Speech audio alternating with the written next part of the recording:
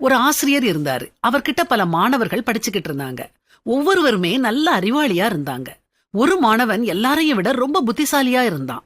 நல்ல ஆர்வத்தோட ஒவ்வொரு நாளும் புது காரியங்களை கற்றுக்கொண்டான். ஆசிரியரும் அவன்கிட்ட தனிப்பட்ட அன்பும் கவனமும் செலுத்தினாரு. கொஞ்ச நாள் கழிச்சு அவன்கிட்ட பல மாறுதல் தெரிய ஆரம்பிச்சது. அவன் எல்லாரையும் ஏளனமா பார்க்க ஆரம்பிச்சான்.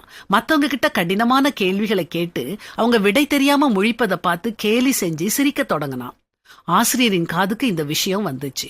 ஒரு நல்ல மாணவன் அகம்பாவத்தால அழிவதை அவர் விரும்பல. ஒரு நாள் அவனை கூப்பிட்டு, இன்னைக்கு காலையில பக்கத்து கிராமத்துல உள்ள என்னோட நண்பர் இறந்து போயிட்டாரு. அவர் பல நூல்களை கரைச்சி குடிச்சவர். 200க்கும் மேற்பட்ட புத்தகங்களை எழுதியவர். 10 முறை அரசாங்கத்தால சிறந்த அறிஞருக்கான விருதினை பெற்றவர்.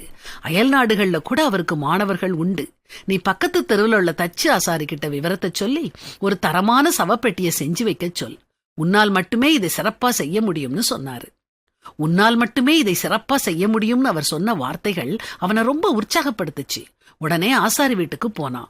ஆசாரி இறந்து போனவருடைய விவரங்களை கேட்டாரு. ஆசிரியர் சொன்னதை அப்படியே ஒப்பிச்சான். ஆசாரி சூடாகிட்டாரு. ஏன்பா, நீ பொழுதுபோக்க நான் தான் கிடைச்சேனா?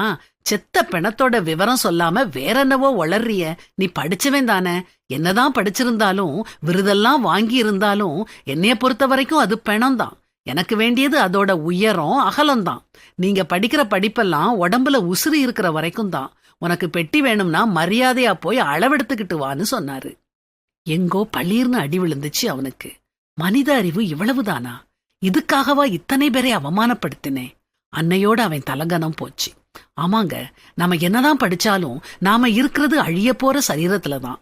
இதை உணர்ந்து நாம எப்பவும் பணிவோட இருக்கணும். பெருமையையும் அகந்தையையும் தீய வழியையும் புரட்டு வாயையும் நான் வெறுக்கிறேன் அப்படின்னு கர்த்தரும் சொல்றாரு. அதனால அடுத்தவங்களை மதிச்சு பணிவோட வாழுவோம்.